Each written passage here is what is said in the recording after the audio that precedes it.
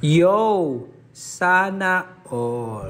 Yan guys, habang naghihintay po kami kay Julia, yan po yung mga kids, nakabihis na at aalis po kami ngayong araw na ito. Sana all! Yan guys, so pupunta po kami sa opening salvo ng Ati-Atihan Festival. At yan na po guys, nakalabas na po ng CR si Julia at naglo-lotion at nagbo-blower na po.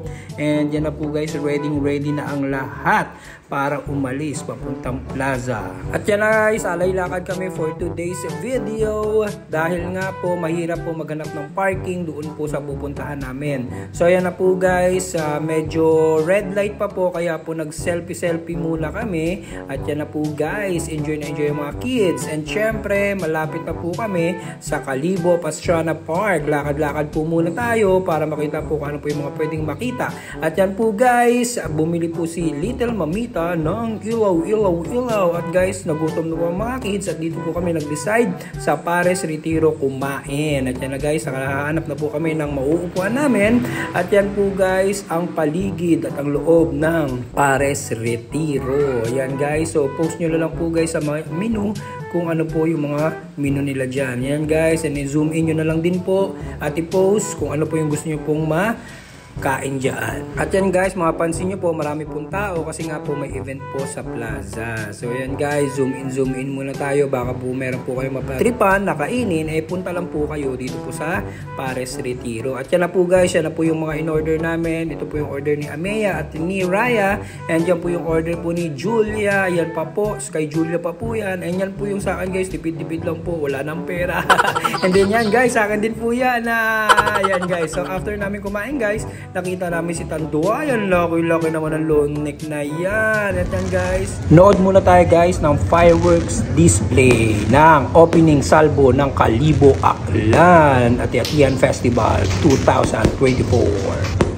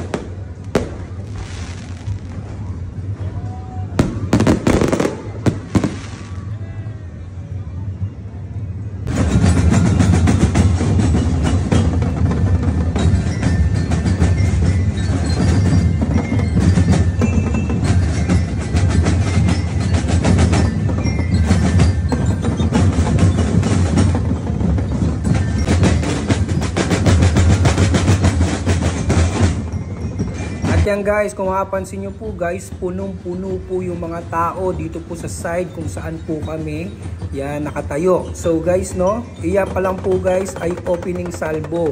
Pero pag pumunta po kayo sa mismong event on January 2024 ay guys, masusulilapan nyo po at mafe-feel nyo po ang ganda ng ati-atihan dito po sa Kalibo, Aklan.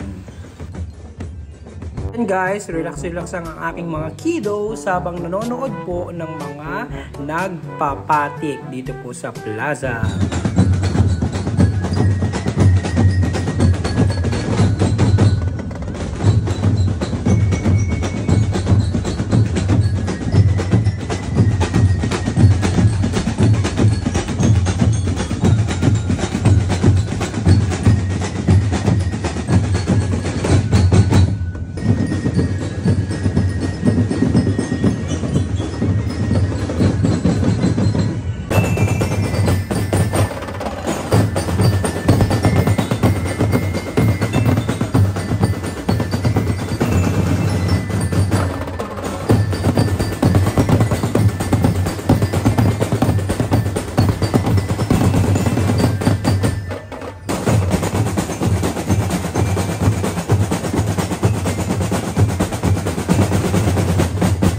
After namin guys, manood po ng mga nagpapatik o mga nagda-drums. Ayan po, lumipat naman po kami dito po sa pwesto na to, sa loob po ng plaza kasi nga po may event po dito. At ayan po naman ang mga tao dito po sa loob ng Kalibo Pastrana Park. Parang parehas lang din po sa labas, no?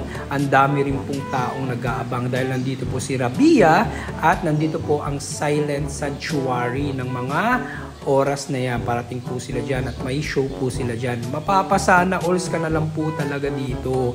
At syempre guys, ito na po guys, pagod na po ang aking little mamita kaya nagpabuhat na. Ang tagal po namin nakatayo. Ay, sakit sa paa. Sana alls.